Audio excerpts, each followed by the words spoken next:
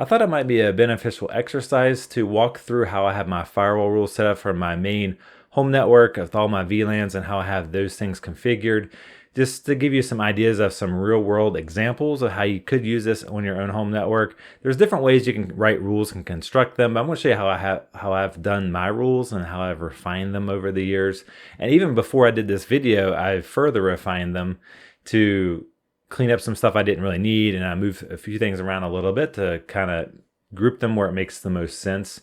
And it's just kind of up to like your personal preferences on some of the firewall rule construction. But I hope this video will give you some ideas on what you can do beyond just isolating different networks on your VLANs and how devices can access other things in other networks, but still have things, locked down a little bit so that it's better than having a flat network with everything on the same network. You'll see as we walk through this, based on how I've grouped my devices in various VLANs by function, as well as the way I've grouped the rules in OPNsense, it minimizes repetition, it keeps the rule sets nice and clean, and even some of my interfaces, they only have like 3 rules, so not very many rules at all, just to have the very minimum rules to isolate the networks.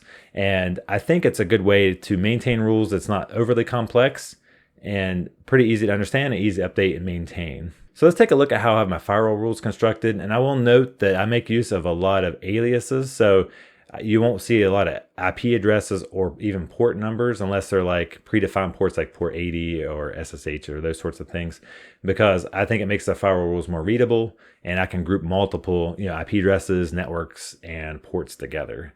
So it makes the rules nice and clean and minimizes the number of rules that you need to create. So what I'm going to do is show off the floating rules followed by the firewall groups, and then finally I will cover the interfaces that I have here from my different VLANs on my network.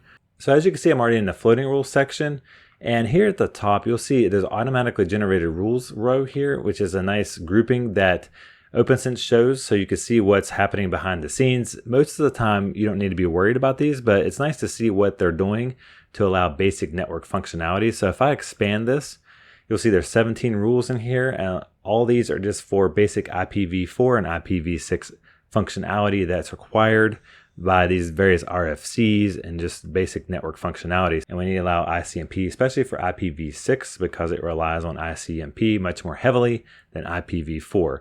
So if you hover over this, you'll see there's only specific types of ICMP6 that they're using. If we go down here, you'll see there's some anti-lockout rules, SSH lockout rules here. As you can see down here, CrowdSec adds its own auto-generated rules, and it blocks all incoming of these 2 different blacklists from IPv4 and IPv6.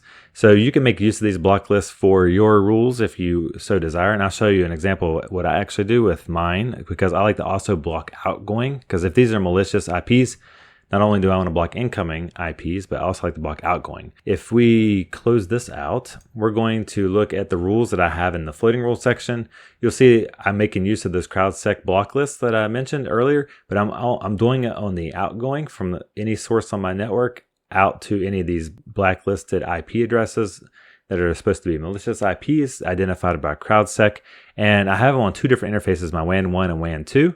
And notice that I have the directions out. This is the only place on any of my firewall rules where I actually use the direction of out, because I want anything leaving the WAN interface, because it's from the firewall's perspective, right? So anything leaving the WAN interface is the out direction. I decided to put this in the floating rule section because I like putting like network-wide rules in this floating rule section, because it takes priority over everything else. So it's nice having this early in the process, these block rules. And it allows me to pick multiple interfaces here, so I have both the WAN interfaces selected. And since I'm using the CrowdSec local API and I have a couple caddy reverse proxies on my network that is accessing that local API, I decided to make it a floating rule so that it can be caddies that exist on different VLANs on my network in that alias that I have defined over here on the left. So I have 3 different ones defined for the different networks, and they all can communicate with this local API. Okay, for these next 3 rules, these are to allow SSH, iPerf, and my Libre test servers access across my entire network, so that when I do a lot of testing for performance testing, or I want to access SSH from various clients to various servers that exist on different parts of my network, it's convenient just to have that network-wide access, because for SSH, I'm using SSH keys, which are more secure than passwords. And then finally, I have access to my camera monitors for my various camera ports, which includes RTSP And there's also some other ports that are used if you want to stream data to the different apps and stuff. So I have those ports in there. So I allow access between a couple different cameras because the camera monitors exist on a couple different networks. It's convenient to put it in a floating rule section, just so I can just, anytime I have like multiple devices accessing devices in multiple networks, it's convenient to also use it as a floating rule. Okay, so next up, we're going to look at the firewall groups. I have 3 defined here. I'll click up here and you can see what interfaces are included in that. The common network is basically just all my VLANs in one group. This is kind of like it's kind of like an internal network zone here. The common services are just networks where I want to have various apps and services that I want to have access to between all of the networks that need it. Like I leave out networks such as the DMZ. It doesn't need access to those kinds of things because that's a restricted network. And also my video network for IP cameras doesn't need access to that. So this is most of the networks where all my client devices exist. And so that's why I have that common services network. For common admin, I use the LAN interface as my management interface, which I discuss in other videos that some people like to have a separate VLAN for that. I just use the default LAN for it because it's just easy. It's easy for me to control what devices are on that network. I kind of keep an eye on that and it's easy to manage that. So I use the LAN, and I also want my WireGuard interface because it's mostly just my phone connected to it. So I can have the same kind of access as my management network. So when I need to access something when I'm remote, which doesn't happen real often, but it's nice to be able to have that same control in case I need to do something while I'm away from home. So those are my 3 groups that I've created. Now you know which interfaces are in those firewall groups. I'm going to walk through those different groups to show you the kind of rules that I have in them. All right, so let's just start with alphabetic order here. We'll just do common admin. These are some of my web interfaces that I want to access that doesn't live on the management network. So the cable modem, it technically doesn't live on the management network because a lot of cable modems have an IP address such as 192.168.100.1, which is different than your LAN addresses. And so I have access to the cable modem web interface in case I want to look at the diagnostic page. And also I want to have access to the HG home run because I put that on my IoT network because it's a media streaming device. And so it's nice to have access to that in case I want to do firmware updates. And then finally, I have access to the camera web interfaces. So if I need to administrate my cameras on my camera network, I can do that from the management network. And I don't include the ports for RTSP and the video streaming side of things because from the management network, I don't really need to stream video from my cameras. I just wanted to be able to manage the web interfaces for those cameras. And the web interface does provide a stream to the video as well. So if I really need to see it, I could. But for the most part, I just want to have access to the admin interfaces. And let's go to common network. So this is basically all of my local internal networks. And the main things I have here are my redirect rules, which is a NAT port forward under the NAT section. These first 2 is a DNS and NTP redirect from anything that's being sent to an external DNS or NTP server. It's going to catch that with that redirect rule and redirect it back to my local IPs. I created an alias for this because for IPv4, localhost works fine, but for IPv6, you can't just use ::1, which is localhost for IPv6. This doesn't seem to work that way, so I have to create an alias for each of my VLANs that uses the interface address. So that seems to work for NTP and DNS to redirect it to the local interface address. Finally, I have a rule to allow ICMP on all my internal networks. Some people don't like to allow pings or anything like that on the internal network. They think it's more secure that way, but I've done some reading and little research, and it's not necessarily a terrible thing. There's other ways to figure out what types of devices are on your network besides pings. So I just like to have pings and ICMP enabled so I can do troubleshooting between my networks, and it's nice to be able to know. And even I use it sometimes for uptime Kuma as well for devices that don't have like a web interface or anything. I can check to see if it's up, and sometimes I just use pings just to see if something is still online. All right, so finally we have common services. And these are just various things I have running on my app network, which we'll talk about in a little bit, that I want to have access across multiple VLANs. And one of those things that I've hosted is a Rust Desk server. I do that for a couple devices. It's kind of convenient to use Rust Desk, although I've replaced some of my devices with IP KVMs, but I like using Rust Desk if there's a device I want to access from my phone, mostly in my PC. But I like being able to have access to that because it's the app on the phone is easier to use than doing a web browser with IP KVMs on a phone. I just prefer to use an app because of the way it kind of scrolls the interface is a little easier to work with. And then I have several caddy reverse proxies, as I mentioned earlier. And so I give access to those proxies from all of the different networks. I want to have access to those various services. so that I can have everything encrypted as HTTPS across the networks instead of using HTTP. And next we have the printer, and I disallow all ports. I could be a little more specific here, but I was having trouble getting certain services to work because it's an all-in-one printer with a scanner and that sort of thing. So it was, even though some of those ports are listed out on their website, it was kind of difficult for me to get things to work right. And I kind of got tired of it, so I just did any. So I just kind of got lazy there a little bit, but I'm still restricting it to certain networks that can have access to the printer. And next we have a Home Assistant. So I have it in this common services network, so I can access it from a PC and my phone and other networks if I need to. And finally, I have music players that I have created using Raspberry Pis for my kids to play music in their rooms.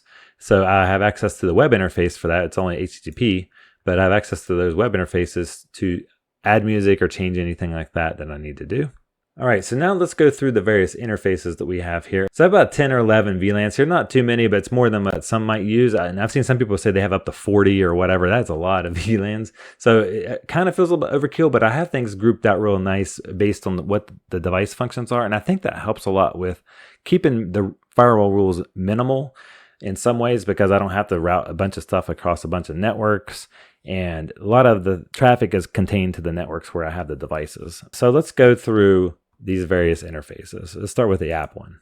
So in this one, you'll see that I have the 3 basic firewall rules that I have in all my interfaces. I used to have just 2, but because I have dual WAN failover now, I had to split out the IPv4 and IPv6 so that I can specify the gateway here for the failover group. You can't have IPv4 and v6 in the same failover groups, so you have to create 2 separate ones. So if you're going to do IPv4 and v6 failover, you're going to have 2 separate rules to manage the traffic for that. So unfortunately, you can't combine it in the same rule, because a lot of times I show these as a combined rule at the bottom. In this one, all I allow access to is the Plex Media Server to access the HD Home Run, because it's on my IoT network, so that my other devices can see it if I want to stream directly from the HD Home Run if I want to.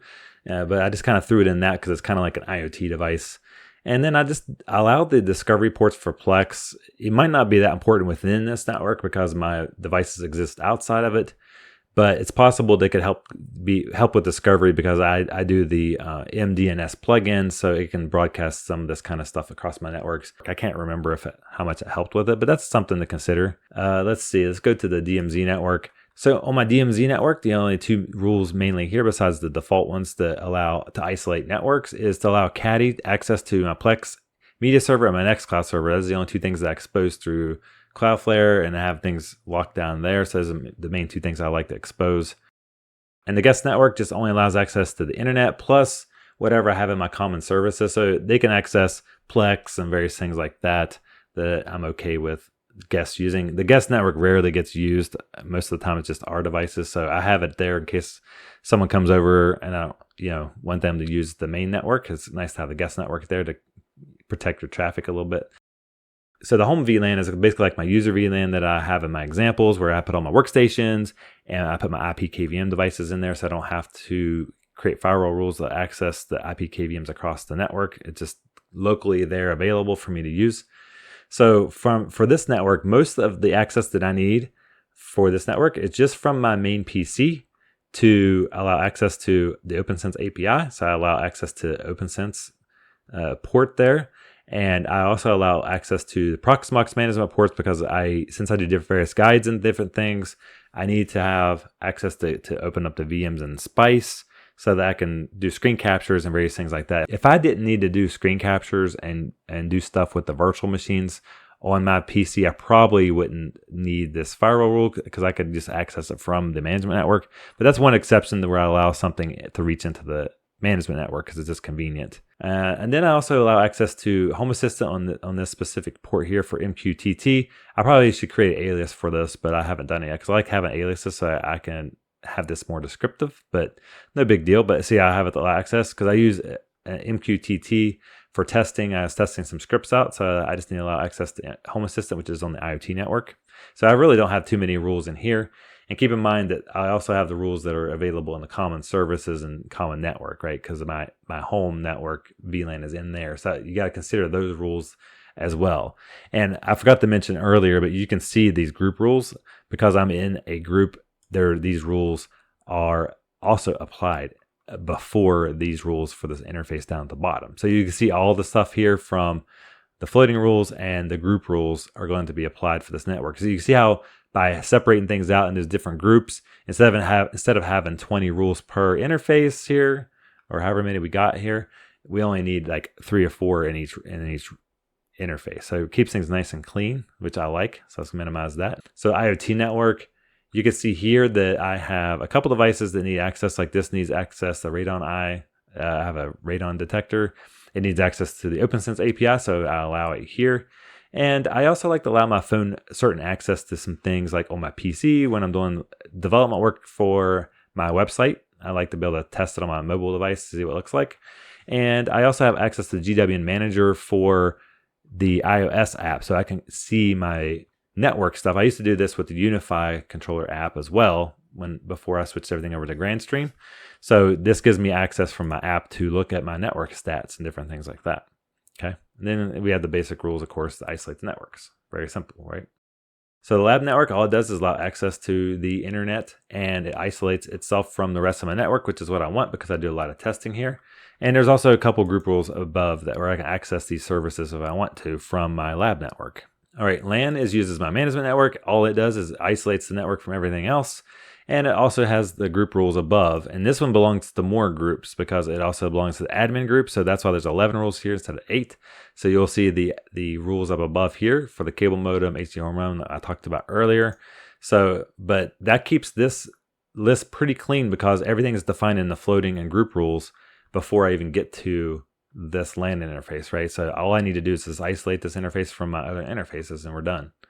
Same with the security network. This is where my security system lives. It lives on its own network because it has a couple Wi-Fi devices that it's using. So it does need access to the network, and I keep it isolated from the rest of my network. Okay, so the video network is isolated. This one's a little different because I don't have the same rules to isolate the network as I do on the other ones because everything's going to default deny. So all I'm allowing access to is the network time server that's on OPNsense so that I can keep the time a little more synchronized on my network. And I also allow MDNS because it kind of spams your logs a little bit with the cameras if it's doing any kind of MDS broadcasting on that network. And then I also have an Amcrest doorbell, which I allow access out to the internet to anything it needs out. This is basically kind of like the rule, allow all rule, but I'm only allowing it for the doorbell and not for the whole video net, right? So this is just gives the doorbell access to the internet because it has to send push notifications and you can access it from the cloud or whatever. I used to restrict it to just only allowing push notifications. And then I try to allow access to only Amazon EC2, but those IP addresses change all the time. So it's kind of like annoying to keep up with. And so it just works better just to allow that device access to the cloud. The VPN network I don't really use, but I created this VLAN just in case I want to do some testing on VLANs in an isolated network so I can just do policy routing and various things like that. So it just has this basic rules to isolate the network. This is my WireGuard network. Notice that I have a little extra rules in the WireGuard interface to give me more admin access because I already have some up here at the top that I told you about, the cable modem, HD home run, and cameras. Because those are web interfaces that don't exist in the management network. So that's why I put them in the common admin group. But all of these interfaces down here that I've defined in the WireGuard interface are web interfaces that exist on my management network, which is the LAN interface. So I don't need rules on my LAN interface for these web interfaces because they exist on the LAN interface, right? They're in my management network. But for my WireGuard to get access, I need to get access to my TrueNAS servers, my Proxmox servers, my Proxmox backup server. So I have all these things defined here. I even have access to my computer for some web development if I want to look at my website from WireGuard remotely if I ever need to do that. Finally, we have the work interface here, and this one just isolates my network to keep my work computer, since I work from home, separate from the rest of my network. So this is basically all I wanted to cover at a high level for this video, to show you some real examples of real VLANs with real devices and real rules of communication between the types of devices and apps and services that I have hosted on my network. And I'm hoping that'll give you some ideas and spur you along when you get started with this, because I know when I first got started, I'm like, okay, I got some of the basic stuff down. What am I going to do? And the more I got devices separated into logical networks that I wanted, and I started setting up my apps and services and I started needing access between different devices and those services. And so it kind of organically grew over time. And then I've made several passes through over the last couple of years to clean up the rules and to organize them better. And this is what my current state of my firewalls are.